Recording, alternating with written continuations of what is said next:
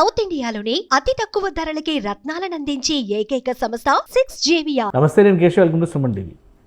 ఈరోజు తెలుగుదేశం పార్టీ యువనేత, ఆంధ్రప్రదేశ్ మంత్రి నారా లోకేష్ పుట్టినరోజు.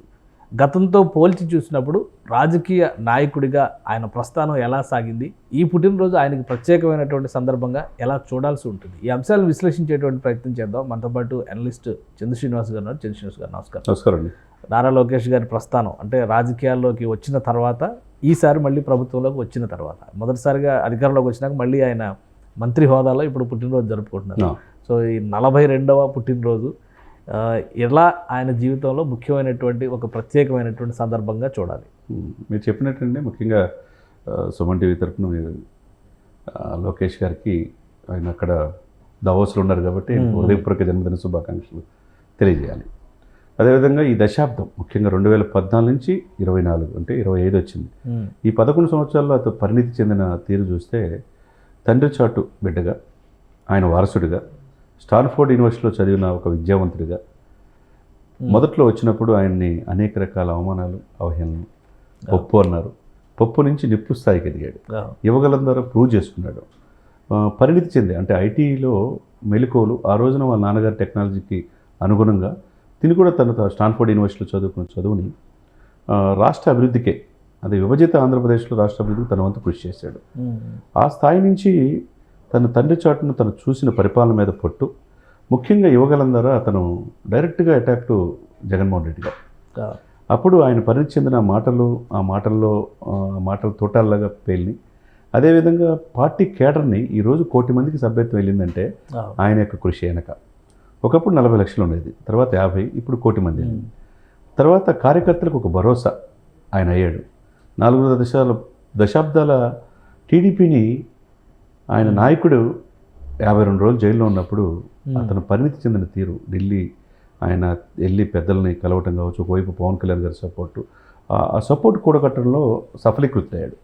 పార్టీ పెద్దలే, పార్టీ వాళ్ళు బెనిఫిట్ పొంది మంత్రులయ్యి చాలా మంచి పొజిషన్లో ఉన్న వాళ్ళే ఆ రోజున ఆయనకు సపోర్ట్కి నిలవల. కానీ ఒక్కడే ఆయన ఢిల్లీ స్థాయిలో వెళ్ళి అందరినీ క్రోడీకరించి వాళ్ళ నాన్నగారిని ఎలా ఆయన బయటకు తీసుకొచ్చే క్రమంలో ఆయన ఓర్పు ఒకవైపు యోగాలం ఆపేశాడు. పార్టీని కాపాడుకోవాలా, పార్టీ నుంచి నాయకులు వెళ్ళిపోకుండా చూసుకోవాలా, పార్టీ అధినేతని బయటకు తీసుకురావాలా. తన తండ్రిని చూసి చెలించిపోయాడు.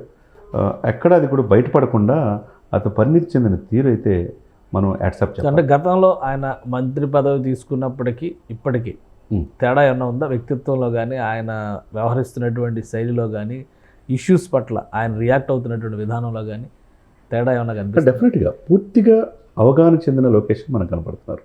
అప్పుడు తెర వెనకుండి మొత్తం యంత్రాంగం నడిపించింది ఇతనే అని చెప్పన్నారు. ఆ స్థాయి నుంచి అప్పుడు డైరెక్ట్ ఎలక్షన్లో గెలవలేదు, ఎమ్మెల్సీ నుంచి అయ్యే పరిస్థితి నుంచి ఈరోజు డైరెక్ట్ ఎలక్షన్లో అత్యధిక మెజార్టీతో గెలిచి రాజధాని పరిధిలో మంగళగిరి గెలవటం అంటే మామూలు విషయం కాదు. ఆయన ఓడించడానికి శతవిధాల ప్రయత్నం చేశారు. దాదాపు 200 కోట్లు ఖర్చు పెట్టారనేది వైసీపీ నాయకులు చెబుతున్నమాట. ఆయన అడుగు పెట్టడు అసెంబ్లీలో అని చెప్పన్నారు. ఎట్లయితే పవన్ని టార్గెట్ చేశారో లోకేష్ని కూడా అంతే టార్గెట్ చేశారు. అటు చంద్రబాబు నాయుడు గారు చేశారు. సరే, ఏదైనా కానీ ప్రజల్లో మనల్ని పొందకపోతే అంత మెజార్టీ రాదు. ఈ వ్యక్తి మాకు కావాలని చెప్పి డైరెక్ట్ ఎలక్షన్ గెలిపించుకున్నారు. అదేవిధంగా ఆ నియోజకవర్గాన్ని అభివృద్ధిని కూడా ముందుకు తీసుకెళ్తారు. ఎక్కడ ఓడిపోయారో అక్కడే భారీ మెజార్టీ, అత్యధిక మెజార్టీ గెలవటం మామూలు విషయం కాదు. అదొకటైతే అండి, తన తండ్రి చాటును ఎదిగిన ఆ లోకేష్ గారు మీరు అన్నట్టు 42 సంవత్సరాల వయసులోనే అన్నీ చూశాడు.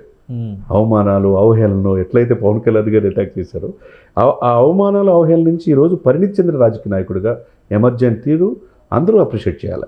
అదే సమయంలో ఒక రెడ్ బుక్ తీశాడు. ఇప్పుడు స్టాన్ఫోర్డ్ యూనివర్సిటీ చదువుకున్న అతను ఒక చాలా బిజినెస్ ఎలా చేసుకోవాలి, రాష్ట్రాన్ని నిధులు ఎలా తేవాలి, పార్టీని ఎలా బతికించుకునే పరిస్థితి నుంచి పార్టీని ఇబ్బంది పెట్టిన వాళ్ళని, కేసులు పెట్టిన వాళ్ళని రెడ్ బుక్ అని ఒకవైపు లోకేష్ భయపడతాడు వైసీపీని, ఇంకోవైపు పవన్ కళ్యాణ్ గారు తాటదిస్తున్నాడు.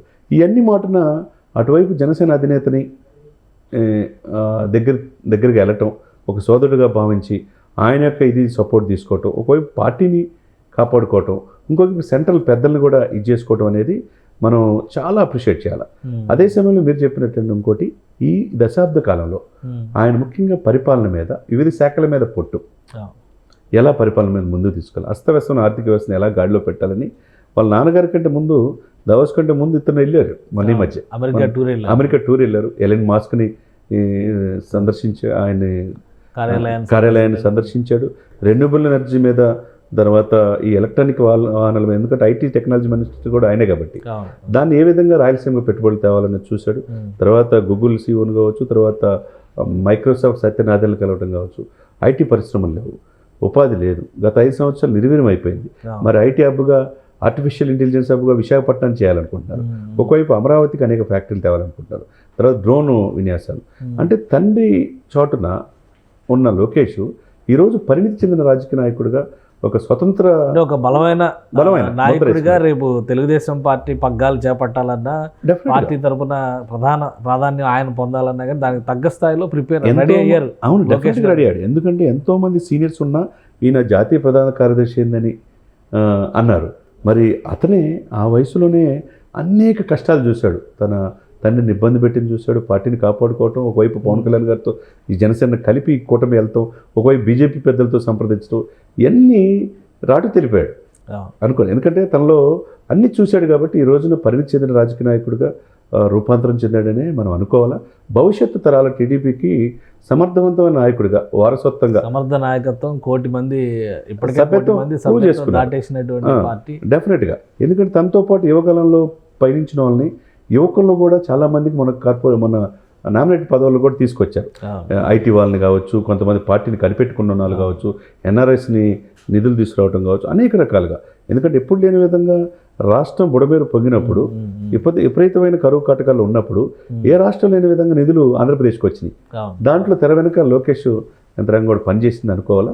ఇక ఒక రకంగా ఐఏఎస్లు, ఐపీఎస్ ఆఫీసుని పని చేయించుకోవటంలోనే ఇప్పుడు ఆధారపడి ఉంటుంది ఆంధ్రప్రదేశ్ భవిష్యత్తు.